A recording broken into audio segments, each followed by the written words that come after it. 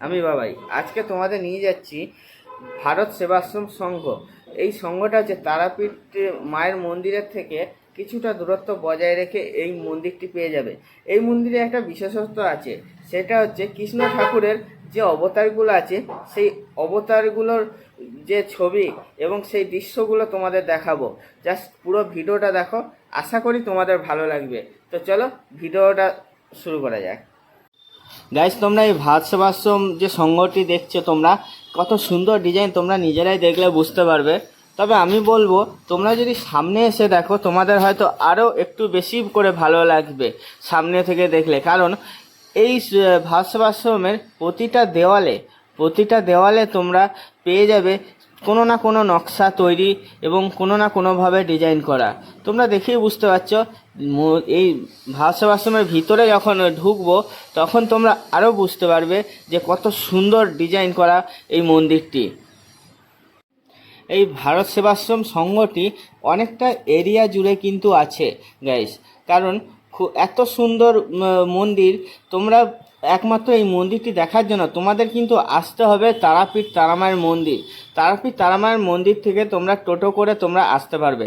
আর আমরা যে রাস্তা দিয়ে এসেছি, যে সামনে গেট দেখতে পাচ্ছ, ওই গেট দিয়ে আমরা প্রবেশ করেছি। এবং তারাপীঠ তারামার মন্দিরে আসলে তোমরা ওইখানে টোটো করলেই তোমরা পেয়ে যাবে এই মন্দিরটি। রাস্তার পুরো উপরেই আছে এই মন্দিরটি, আছে পাশেই বলতে পারো।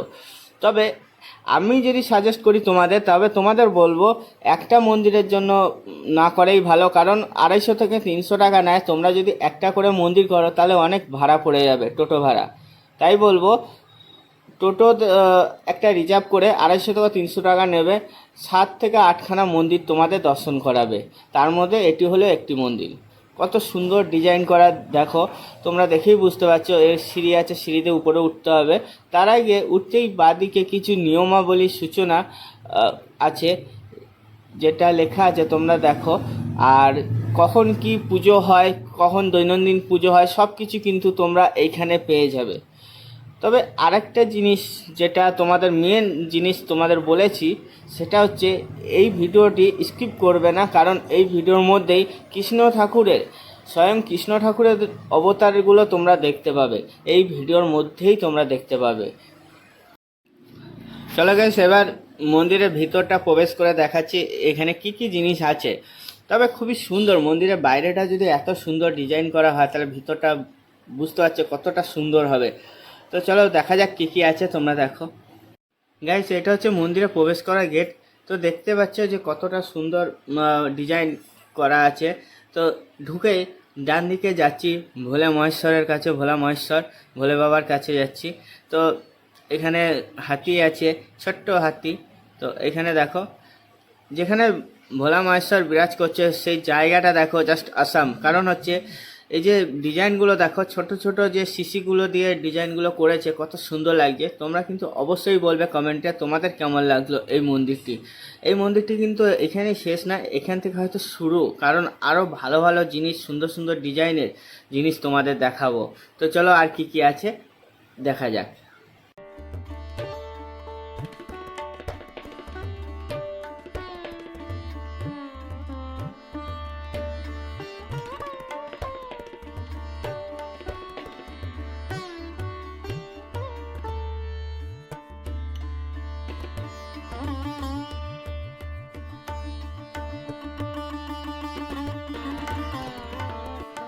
গাইস, তোমরা যে এবার মূর্তিটি দেখতে যাচ্ছ, এই যে জগৎগুরু স্বামী প্রণবানন্দজি মহারাজ, ইনি কিন্তু এই ভারত সেবাশ্রমটি তৈরি করেছিলেন।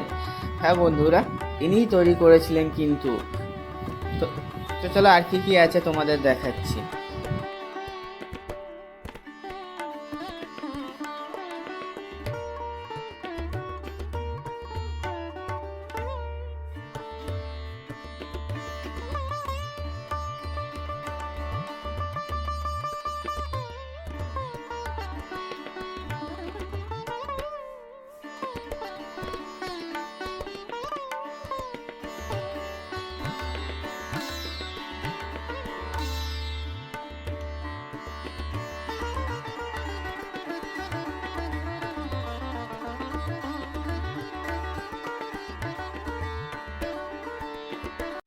গাইস, তোমরা যে ছবিটি দেখতে পাচ্ছ এটি কিন্তু একটি সিদ্ধপীঠে অবস্থিত আছে।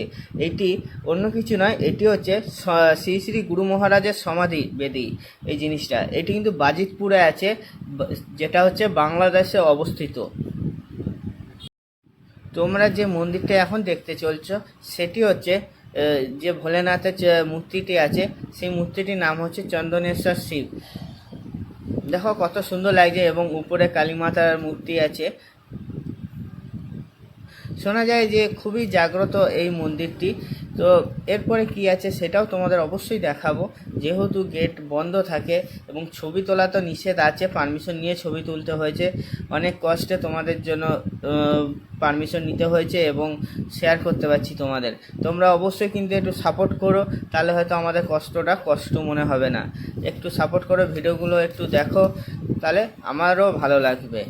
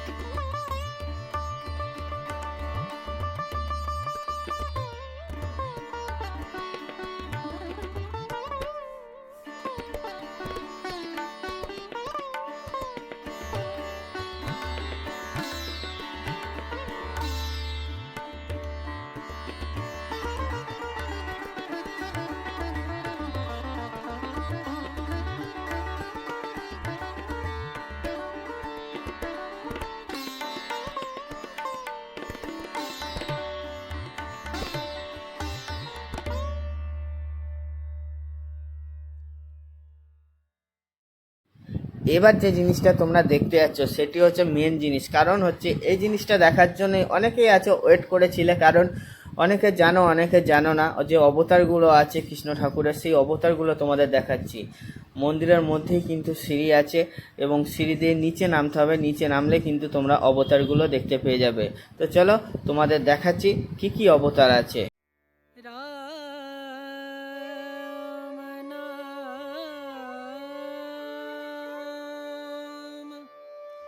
भजले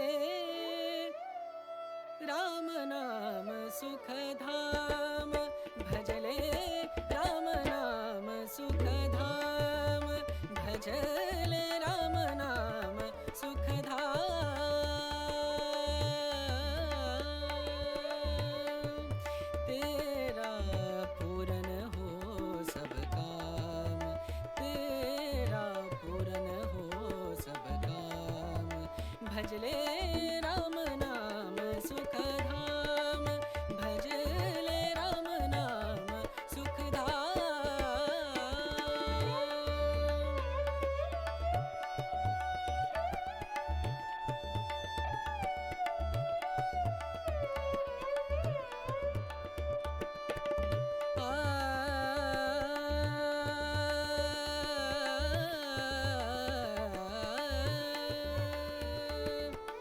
संत समागम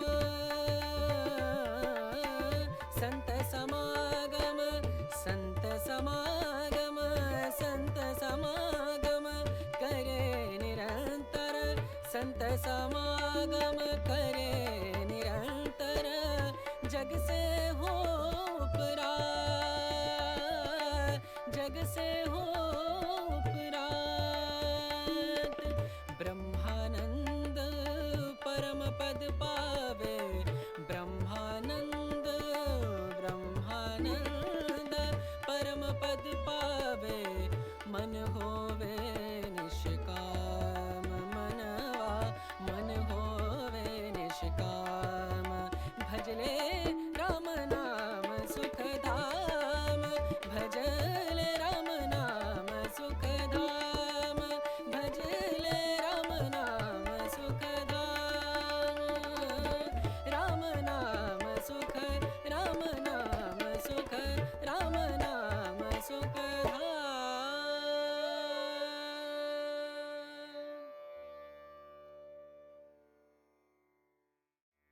राम नाम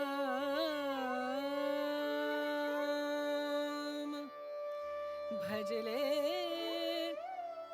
राम नाम सुख धाम भजले राम नाम सुख धाम भजले राम नाम सुख धाम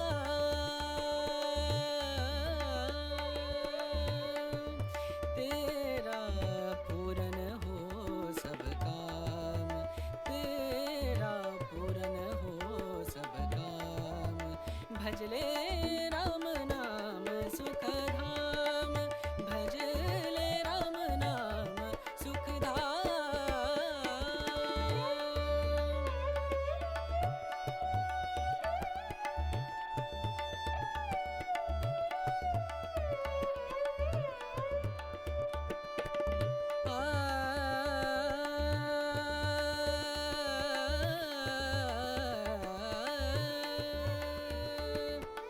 संत समागम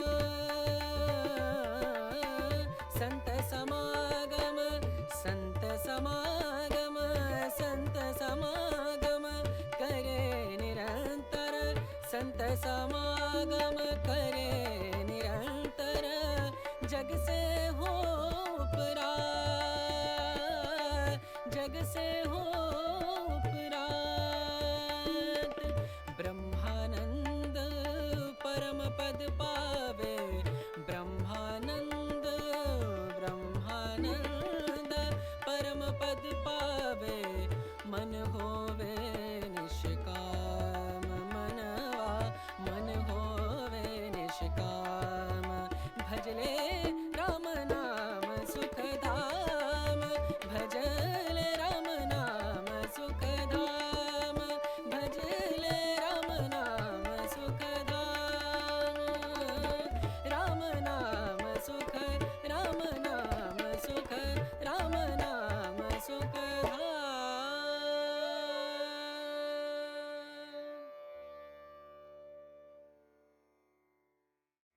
राम नाम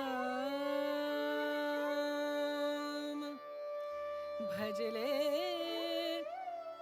राम नाम सुख धाम भजले राम नाम सुख धाम भजले राम नाम सुख धाम তাহলে গাইস তোমরা দেখলে তো কেমন লাগলো অবশ্যই কিন্তু কমেন্টে লিখতে ভুলো না। তো ভিডিওটা আর বেশি বাড়াবো না, কারণ ওইখানে ওইটুকুই আছে, এরপরে উপর দিয়ে উঠে তারপরে মন্দিরের দিয়ে বাইরে বেরোতে পারবো, কারণ এটা হচ্ছে নিচের দিকটা। তো আমরা সিঁড়ি দিয়ে উঠছি, এরপরে আমরা বাইরের দিকে বেরোবো। তো অবশ্যই জানিও কেমন লাগলো। তো তারাপীঠ তারামার মন্দিরের পাশেই কিন্তু এই মন্দিরটি আছে। আর আমরা যে রাস্তা দিয়ে এসছি সেই রাস্তাটাও তোমাদের দেখাচ্ছি, কারণ তোমাদের সুবিধা হবে। এই যে গেটটা দেখতে পাচ্ছ, তোমাদের বলেছিলাম, তো এই গেটের ভিতর দিয়েই তোমাদের ঢুকতে হবে কিন্তু, তাহলে কিন্তু মন্দিরটি তোমরা পেয়ে যাবে।